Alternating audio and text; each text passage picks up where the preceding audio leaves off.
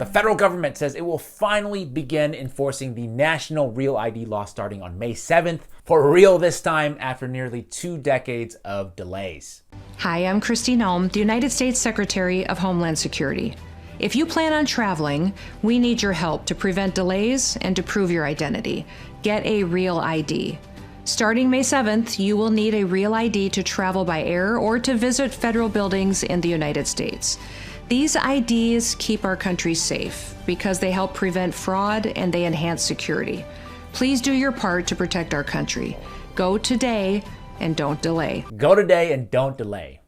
We should just pause for a quick second there and appreciate what a great moment of irony that is. Because the Real ID Act was actually passed back in 2005, they said, in order to establish minimum security standards for state-issued driver's licenses and ID cards, and it was passed in response to the 9/11 Commission's recommendations. Now, of course, because it's the government, they've taken 2 decades to get their act together on this one. So a lot of people who are getting their first driver's licenses, they weren't even alive during 9/11 and now need to be reminded of how dangerous the world is. Real ID is being enforced is because it's a federal law. Joe Biden kicked the can to May 7th, and this Real ID is going to just empower the states to make sure we're checking people's residences. Their current legal status will be verified. We're going to make sure that people who are getting Social Security numbers in this country aren't voting in states. The states have the power and the information to ensure election integrity. And here at the federal level, that information is not going to be any biometric information. It'll just allow people to get an ID that they should be on our planes. They should be people that are United States residencies, and that legal status will be checked. So it'll allow us to get more information to states so that they're making sure that they're protecting their election laws as well. It's for our safety. We need to be safe. We'd love to be safe. Who can argue with that? Well, Representative Thomas Massie says no, that it's a total hoodwink. He tweeted the other day, Real ID isn't needed and won't stop terrorists from hijacking planes. Most of the 9/11 hijackers held Saudi, UAE, Egyptian, or Lebanese passports. He says that Real ID is a national standard and database of IDs that is primarily a tool for control of Americans, and that Trump should not enforce it. In another tweet, Massie also rebuts the claim about Real ID stopping voter fraud, saying, quote, if you think Real ID is about election integrity, you're going to be sorely disappointed. Someone has lied to you, or you're engaged in wishful thinking. The government, they would never lie to us, right? Well, technically, Massie is the government in this situation, but I think he's absolutely right. Real ID doesn't seem like it has anything to do with citizenship. In fact, you don't actually need U.S. citizenship to obtain a Real ID. DACA, TPS, and foreign workers on temporary work visas all qualify for Real ID. So what the hell is going on here? Well, back in 2005, the ACLU warned, quote, by centralizing our personal information into one giant data repository, the logical extension of a standardized driver's license, the Real ID Act presents many of the same privacy dilemmas as the Patriot Act. Both make it easier for the government to find out about you, your medical information, what you read, who you see, without any evidence that you're up to no good.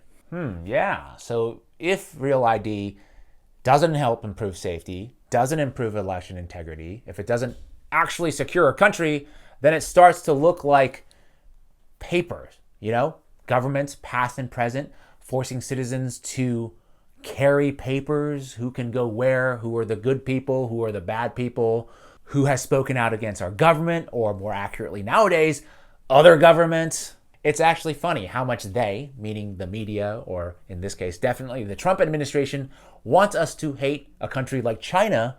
But the irony here is that a lot of these policies are very Chinese in nature. In China, they do in fact have a national ID system. There are checkpoints in a lot of different places, airports, train stations, public transit, even tourist attractions, they check your ID. The government basically knows where you are 100% of the time. Rudy Giuliani had a line last night that I'm not sure many people noticed, but it had to do with a national ID card. It was within the context of a debate about immigration, and he said we need a tamper-proof ID card and a database that figures out who they are, immigrants, why they're here, and whether or not they're legal. That's a national ID card. Are you for that? Absolutely not. I voted against the Real ID. I think the Real ID is the national ID card. It's essentially going to be introducing the notion that we will be carrying our papers. You can't do that, gather that much information in an ID card for illegal aliens or Hispanics and not include everybody. It just doesn't make any sense. So the age of carrying our papers and national IDs, it's here. And I am, concerned about that. It's all done in the name of safety. Everybody's frightened to death. And if you don't sacrifice your liberties, you can't be safe. And yet the dangers exist, but they're not quite bad enough, and they never should be bad enough to sacrifice liberty. There's no reason to sacrifice liberty in thinking that you're going to be safer. Yes, Tucker Carlson was once on MSNBC. Kind of shows how the networks are sort of interchangeable. But I think the broader point is important. The trade-off between liberty and safety. Many people don't have an issue with it.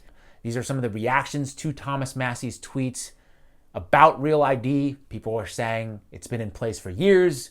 We need it to keep riffraff off of airplanes, make travel great again.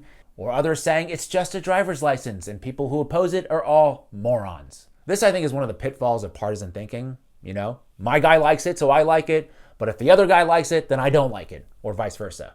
I'm going to do my part to try to break this habit. So let's go back again to Tucker and Ron circa 2005. So just sum it up for me in 3 sentences. If you get in an argument with someone about the national ID card, the response you're likely to get is, well, gee, the credit card companies have a lot of information on you and you don't feel like your liberty is being abridged because of that. Why is a national ID card a threat to liberty? Well, one is private and one is government. I don't want the government snooping on me. I would give my fingerprint to Continental Airlines, the airlines I fly, in order to get through the line and to be assured that I'm a safe passenger. But I don't want to do it with the government. The government is there to protect privacy, not to invade our privacy. Now our government, it does more to protect their secrecy, and they violate our privacy. So there's a big difference between a credit card company. If they violate our privacy, then you can use the government to enforce laws because they promise me to keep my privacy confidential. So there's a big difference. It's sort of like the government shouldn't have your medical records, but I as a physician can have access to your medical records, but I better not violate